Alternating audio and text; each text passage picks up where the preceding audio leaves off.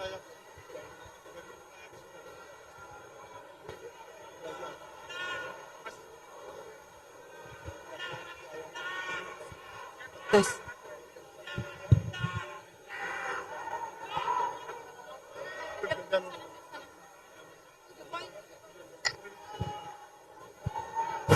Assalamualaikum warahmatullahi wabarakatuh.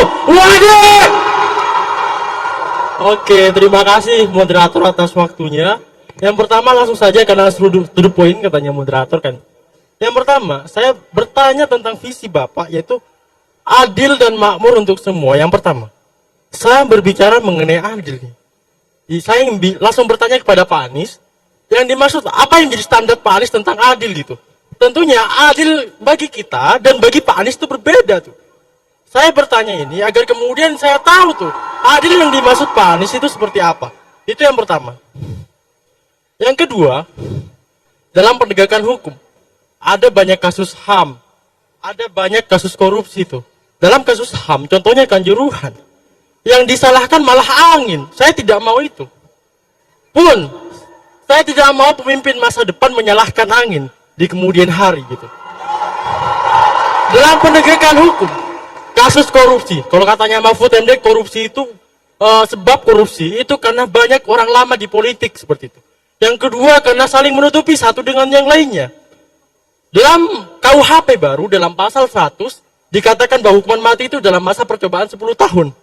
Saya bertanya Bapak kepada Pak Anies, yang Pak Anies pikirkan tentang hukuman mati, dieksekusi mati langsung atau ditunggu masa percobaan 10 tahun?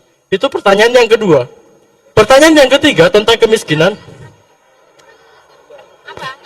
Yang pertanyaannya Bapak, dalam penegakan hukum, korupsi itu Pak, itu ada hukuman mati itu dalam pasal 100 KUHP baru, dalam masa percobaan 10 tahun. Pertanyaannya adalah, Bapak memilih mengeksekusi mati secara langsung atau menggunakan masa percobaan 10 tahun? Iya, baik, sudah dipahami ya. Kemudian selanjutnya. Oke, terima kasih. Terima kasih Bapak. Wassalamualaikum warahmatullahi wabarakatuh. Waalaikumsalam warahmatullahi wabarakatuh. Perkenalkan. Mas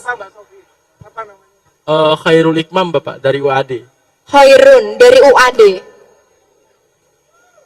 Oke, mohon izin Bapak-bapak sekalian, saya Neng Susi dari Hubungan Internasional UMY. Jadi beberapa pertanyaan saya nanti tentang politik luar negeri Bapak Anies dan Caimin. Nah, saya cukup tertarik Bapak Anies dengan strategi para diplomasi yang Bapak buat di Jakarta. Terutama pas Caimin di debat Cawapres tentang pembangunan merata di 40 kota. Itu terdengar ambisius dan idealis, betul? Tapi saya melihat itu sebagai peluang. Khususnya untuk anak HI Bapak. Tentang strategi Bapak para diplomasi. Dan itu memungkinkan untuk adanya pembangunan merata di berbagai daerah dengan adanya para diplomasi. Saya yakin itu. Jadi pertanyaan saya, apakah bapak-bapak sekalian berencana dan sejauh mana rencana bapak-bapak sekalian untuk mengikut sertakan pemuda, khususnya gagasan anak HI dalam kebijakan para diplomasi, sehingga dapat mewujudkan diplomasi, dapat mengangkat diplomasi lokal dan nasional. Pertama. Dan kedua Bapak, untuk Bapak Caimin, tentang ekonomi terakhir. Caimin, bagaimana cara menaikkan langsung satu aja, satu Mbak? aja. Iya, mohon maaf, langsung dilanjut aja. Ada kesempatan untuk lagi.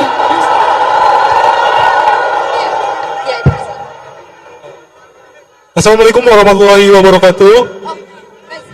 Sebelumnya perkenalkan, nama saya Bayu Haji Nugroho dari UIN Saizu Purwokerto. Yang di sini saya akan tanyakan adalah yang pertama, pada poin yang pertama saya akan menanyakan terhadap Bapak Anies Baswedan terkait terhadap 40 kota yang sama dengan Jakarta. Nah, kemudian yang saya ingin menanyakan adalah bagaimana yang akan ditonjolkan untuk menunjang terhadap infrastruktur fisik ataupun non fisik untuk menyamakan terhadap 40 kota tersebut. Nah, kemudian yang kedua, dari sistem pendidikan yang ada di Indonesia, bagaimana Bapak kan dulu sebagai Menteri Pendidikan untuk mengefisienkan bahwasanya pendidikan itu sama rata terhadap tenaga pendidik, kemudian terhadap murahnya pendidikan itu seperti apa, dan kemudian terhadap penegakan hukum, bagaimana penyelesaian terhadap Mahkamah Konstitusi yang dimana tidak adanya hak independensi itu terjadi, dan kemudian penyeleksian yang dimana penyeleksian kan ada dari MA, kemudian dari Presiden dan DPR, dan kemudian bagaimana cara menyeleksi terhadap hakim Mahkamah Konstitusi untuk menyadarkan terhadap independensi hakim tersebut. Baik, Mungkin pertanyaan cukup. sudah Terima kasih. dipahami. Terima kasih. Dan saatnya langsung saja kepada Bapak Anies Baswedan dan Cak Imin untuk menjawab pertanyaannya.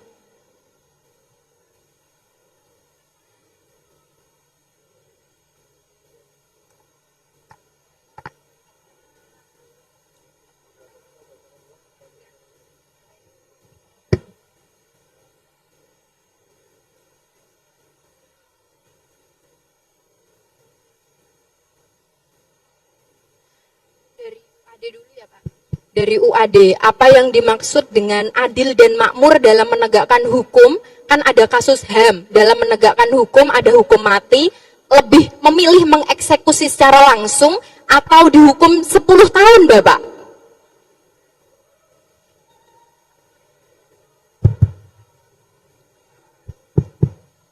Begini,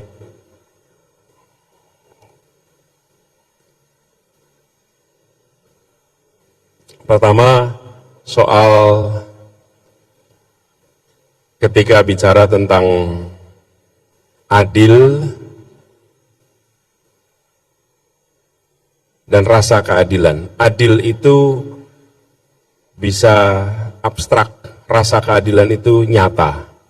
Dan ketika kita melihat Indonesia secara keseluruhan, maka kita bisa menyaksikan bahwa ada ketimpangan yang luar biasa di dalam pembangunan. Indeks pembangunan manusia yang tadi disampaikan Prof. Zainal, Jawa itu lebih maju 10 tahun dibandingkan Kalimantan, Sulawesi, Nusa Tenggara, Papua. Jadi angkanya selisih 5 poin. Di Jawa hari ini 74, di Sulawesi 69. Kalau dilihat angkanya hanya 5, tapi angka 69 itu adalah angka di Jawa 10 tahun yang lalu. Jadi bukan 5 poin selisihnya, 10 tahun selisihnya. Dan bila itu kita biarkan, nanti gapnya akan makin luas terus. Kita bisa mengatakan di situ ada ketidakadilan. Karena itu kita harus membangun kesetaraan. Saya tadi coba buka file, apakah operator bisa menayangkannya? Oh, bukan yang ini. Bukan yang ini, yang slide yang berikutnya dulu. Anda buka slide-nya. Slide yang kedua, yang Indonesia Adil Makmur untuk semua. Judulnya itu. Buka di slide nomor 4. Saya ingin menggambarkan ketimpangan yang senyatanya terjadi. Jadi ketika kami bicara tentang keadilan, kami coba terjemahkan dalam kesetaraan kesempatan yang diberikan kepada semua. Dengan ada kesetaraan kesempatan, maka insya Allah kita bisa mengejar kemajuan. Lalu tadi soal hukuman, sambil menunggu saya ingin sampaikan soal hukuman. Kalau saya berpandangan koruptor itu dimiskinkan, dirampas seluruh asetnya.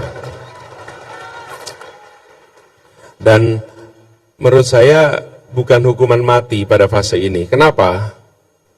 Karena dalam hemat kami sistem hukum kita belum sempurna.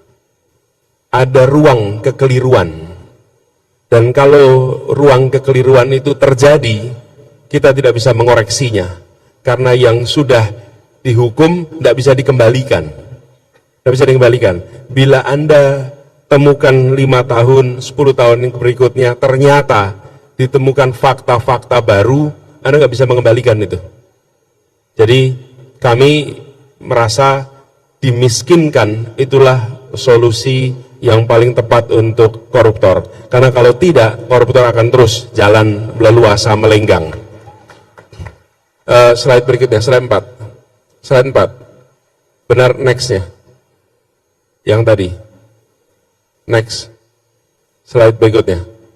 Ini slide 3. Teman-teman. Perekonomian kita, PDRB-nya, Anda bisa lihat di situ. Yang namanya Jakarta, Jawa, itu luar biasa besar, 1.900 triliun. Bandung 211 triliun. Tapi begitu sampai ke Sorong 13, Jayapura 24. Apa artinya ini? Artinya kita punya ketimpangan yang luar biasa. Ini belum kalau dimasukkan data pembangunan kualitas manusia. Ya. Kemudian sekarang Anda ganti ke PowerPoint yang pertama. Saya ingin tunjukkan tentang pembangunan 40 kota yang kemarin disampaikan oleh Gus Imin dalam debat. Yang kita ingin lakukan adalah dengan gambaran itu, kemajuan itu didorong bukan dengan membangun kota baru, tapi dengan memajukan 40 kota yang sekarang sudah ada, dinaik kelaskan sehingga mereka menjadi penggerak perekonomian di seluruh wilayah Indonesia. Jadi bukan membangun dari nol kotanya. Semarang didorong maju, kemudian Purwokerto didorong maju, Cilacap didorong maju, supaya mereka menggerakkan perekonomian yang ada di sekitarnya. Tapi bila kita tidak mendorong 40 kota ini, nah ini dia nih, ini contoh nih.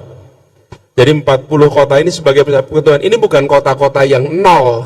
Lain dengan membuat IKN itu lahan kosong dibangun kota. Kalau ini kota yang didorong kemajuannya. Jadi yang disampaikan Gus Imin itu ada dasarnya. Ini loh dasarnya nih. Dengan demikian, kota-kota ini akan menjadi penggerak perekonomian di wilayahnya. Selama kita tidak mendorong kemajuan itu lewat kota-kota, kita tidak menggerakkan. Semua hasil pertanian diserap oleh kawasan urban. Hari ini 57% penduduk Indonesia tinggal di perkotaan. Di tahun 2050, 75% penduduk Indonesia tinggal di perkotaan. Bila kita tidak membangun, mengupgrade ya kota-kota kita ini, 40-an kota, maka kita akan mengalami problem yang sama seperti di Surabaya. Jadi apa yang dikatakan Gus Imin kemarin itu sahih berdasarkan studi, bukan imajinasi dan bukan selera. Itu teknokratik, ada argumennya. Makanya kami siap berdebat karena karyanya dengan gagasan, bukan tanpa gagasan. Ya. Kemudian tadi ada yang berbicara angin, angin ya, pas debat keluar soal angin. Saya akan sampaikan soal angin ya kemarin. Teman-teman pernah dengar berita Singapura seluruh wilayahnya tertutup asap karena kebakaran hutan. Berarti di dalam Singapura ada hutan yang terbakar ya? Iya. Kalau ada orang tidak mau menerima argumen soal angin, berarti kita harus mengatakan di dalam Singapura ada kebakaran hutan sehingga seluruh Singapura tertutup asap. Mau nggak kita terima argumen itu? Masuk akal tidak? Nah, masuk akal. Di Singapura sudah tidak ada hutan dan tidak ada kebakaran. Kok bisa seluruh Singapura tertutup asap? Karena ada tempat lain yang kebakaran hutan. Terus asapnya kemana? Terbawa oleh angin sehingga sampai ke, mau bilang lagi, jangan salahkan angin. Jangan pernah merendahkan akal sehat dan data. Jangan pernah. Nah, sekarang boleh digambarkan. Sekarang saya tunjukkan foto polusi. Ini potret satelit, ini data nih, potret satelit Jawa bagian barat dan polusi, real time. Berhentikan dulu sebentar, berhenti, stop, klik stop. Saya tunjukkan cara bacanya. Nih, kita pakai ilmu pengetahuan sama-sama, jangan pakai imajinasi, jangan pakai fiksi. Anda lihat kiri bawah itu tanggal jam, real time. Kemudian, di sini adalah peta Jawa termasuk Semarang. Ketika warnanya merah artinya polusinya tinggi. Ketika bening itu artinya bersih, tidak ada polusi. Pada saat ini Jakarta kelihatan bening, tapi kota-kota di timur kelihatan merah.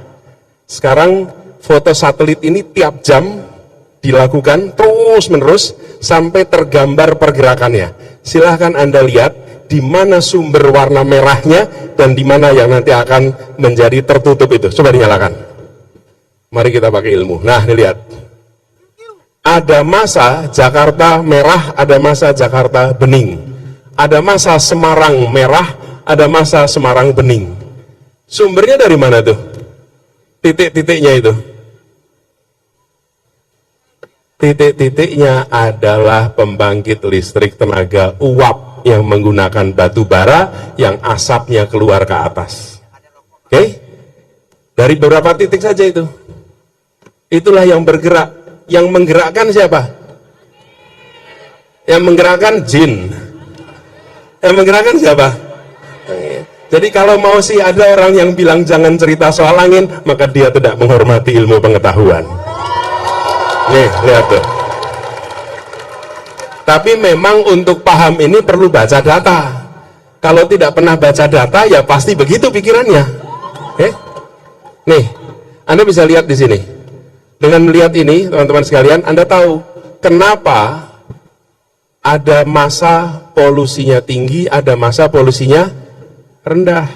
Kalau sumbernya hanya dari dalam kota Semarang, maka tiap hari harusnya sama. Kalau sumbernya hanya dalam kota Jakarta, maka harus tiap hari sama, gitu ya. Ini teman-teman, kalau nanti perlu biar dikirimkan linknya dari panitia kepada semuanya supaya bisa dibaca. Anak muda dilibatkan. Terlihat ya teman-teman sekalian, ini potret ini adalah foto satelit real time, jadi ini bukan imajinasi. Cukup saya rasa. Bagaimana teman-teman? Sekarang paham ya? Oke. Jadi Anda kalau nyindir lain kali jangan pakai angin, Mas. Nanti Anda akan ditunjukkan datanya nanti itu. Kemudian yang berikutnya soal pelibatan anak muda dalam diplomasi. Kami menginginkan diplomasi yang total football. Siapa? Melibatkan diaspora Indonesia yang ada di luar negeri. Orang-orang Indonesia yang tinggal dan bekerja di luar negeri. Mereka adalah unsur penting dalam diplomasi kita. Yang kedua, melibatkan generasi muda yang memiliki ide, gagasan, dan bisa menjadi pembawa pesan kepada dunia. Yang ketiga, melibatkan civil society khususnya bidang kebudayaan supaya Indonesia yang kaya kebudayaan ini bisa memiliki pusat-pusat kebudayaan Indonesia di berbagai kota di seluruh dunia, agar Indonesia hadir di kota-kota besar di dunia dengan pusat-pusat kebudayaan yang kita luar biasa kuat. Yang ketiga, unsur bisnis, sehingga aktivitas diplomasi kemudian ditopang dengan aktivitas bisnis. Jadi ruangnya terbuka sekali dan kita ingin bersama-sama anak muda yang punya banyak ide. Mungkin itu ya yang menurut saya. Silakan. Baik, terima kasih. Berikutnya. Tepuk tangan untuk Bang Anies Baswedan.